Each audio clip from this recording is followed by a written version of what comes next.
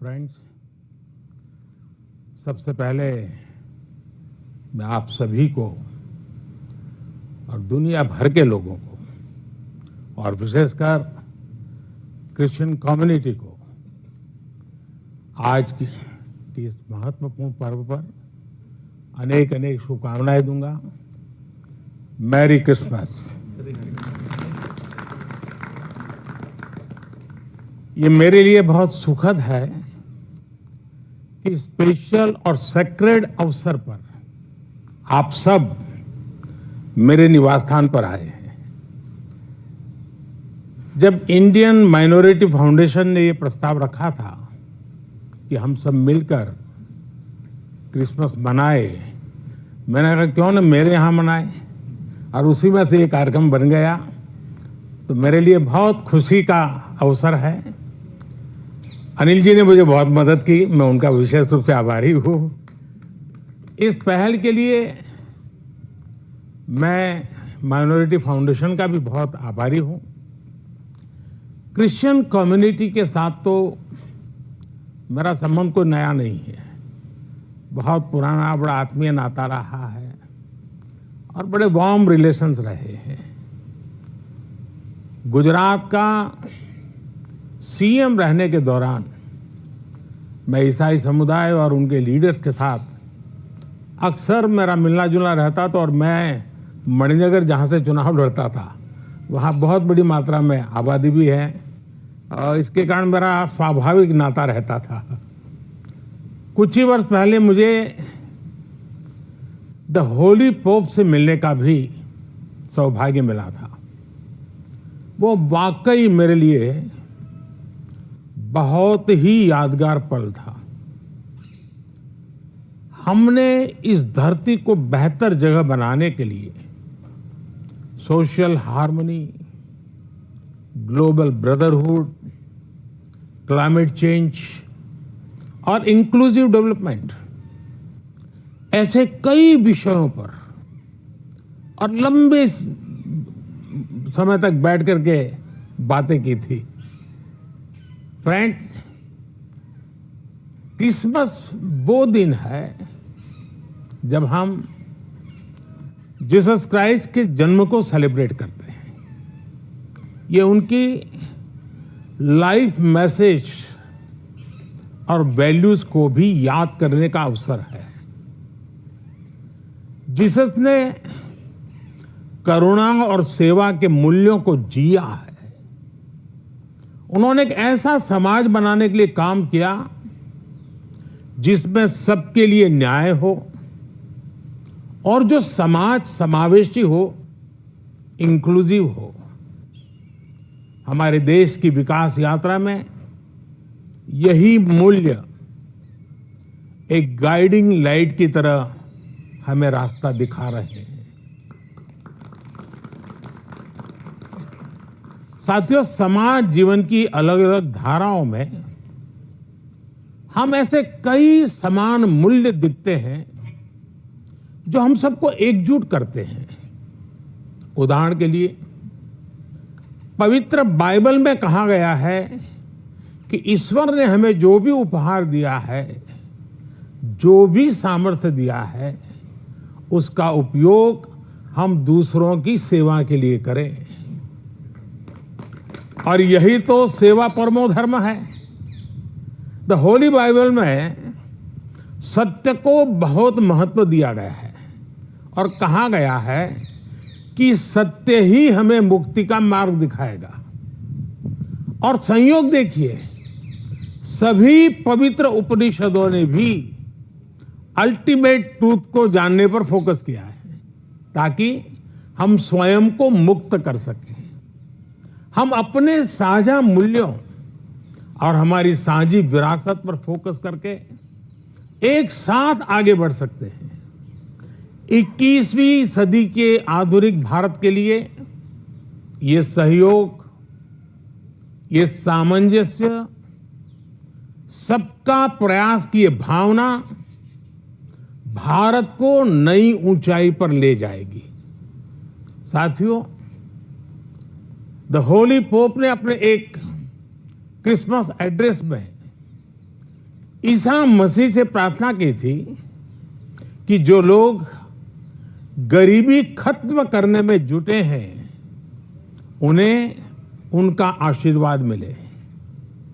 वो मानते हैं कि गरीबी व्यक्ति की गरिमा को चोट पहुंचाती है। द होली पोप के इन शब्दों में उसी भावना की झलक है जो विकास के लिए हमारे मंत्र में है। हमारा मंत्र है सबका साथ, सबका विश्वास, सबका विकास, सबका प्रयास।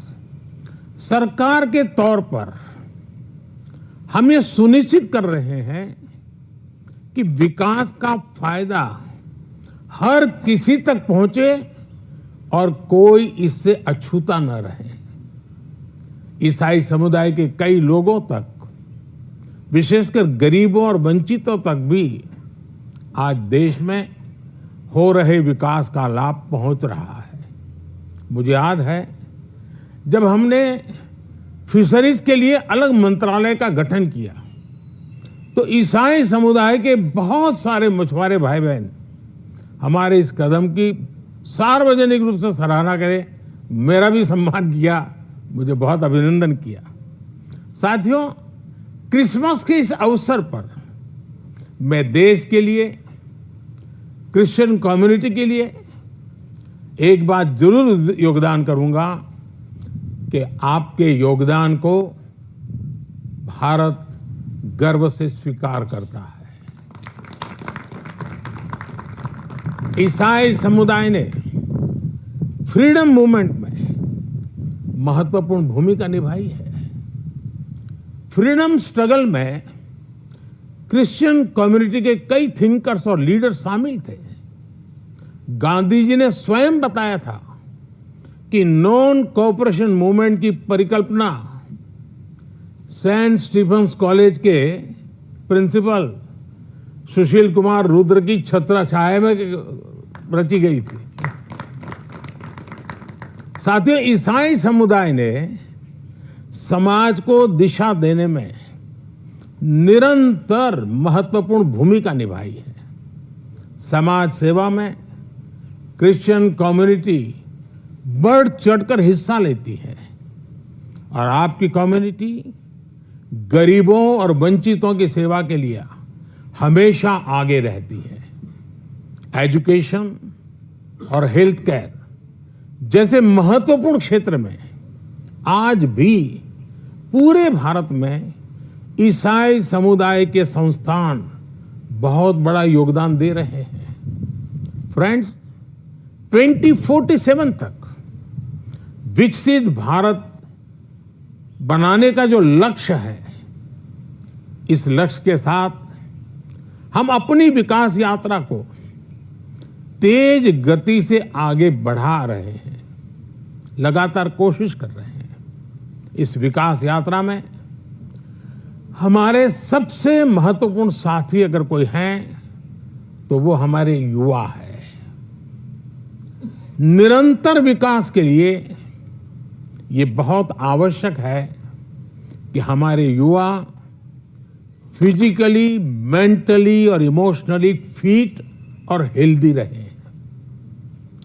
इस उद्देश्य से चलाए जा रहे कई अभियान जैसे फिट इंडिया, मिलेट्स का उपयोग, न्यूट्रिशन पर फोकस, मेंटल हेल्थ के प्रति जागरूकता और ड्रग्स के खिलाफ अभियान जन आंदोलन बन चुके हैं।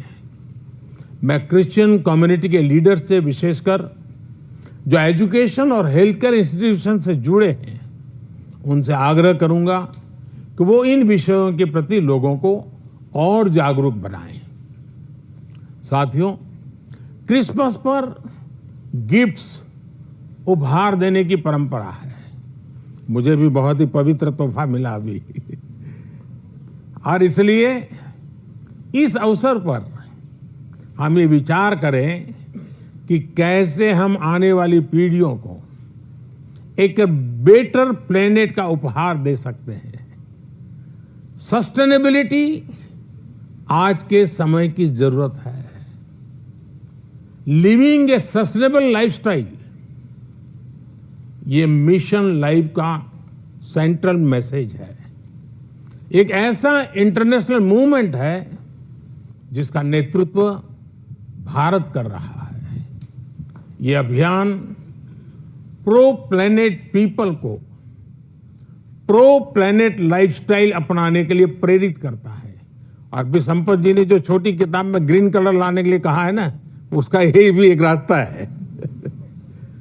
और उदाहरण के लिए रीयूजिंग और रिसाइकलिंग, बायोडिग्रेडेबल मटेरियल्स का इस्तेमाल, मिलेट्स श्री अन्न को अपनाना, मिनिमल कार्बन फुटप्रिंट वाले उत्पादों को खरीदना, ऐसी कई चीजों को हम अपनी डेली लाइफ का हिस्सा बना सकते हैं और बड़ा बदलाव ला सकते हैं। और मैं मानता हूं क्रिश्चियन कम्युनिटी जो इतनी सोशली कॉन्शियस होती है, वो इस मिशन में प्रमुख भूमिका निभा सकती है, नेतृत्व कर सकती है। साथियों, एक विषय वोकल फॉर लोकल का भी है। जब हम स्थानीय उत्पादों को बढ़ावा देते हैं, जो हम भारत में बनी वस्तुओं के एम्बेसडर बनते हैं, तो ये भी तरह से देश सेवा ही है। वोकल फॉर लोकल के मंत्र की सफलता से देश के लाखों लाख छोटे उद्यमियों को उनका रोजगार जुड़ा है, स्वरोजगार जुड़ा है। और इसलिए मैं क्रिश्चियन कम्युनिटी के लोकल के लिए और वोकल बनने के लिए आप सबका मार्गदर्शन उनको मिलता रहे, ये मैं जरूर आग्रह करूंगा। साथियों, एक बार फिर हम कामना करते हैं कि फेस्टिव सीजन हमें एक राष्ट्र के रूप में और मजबूत करें, सभी देशवासियों को और करीब लाएं।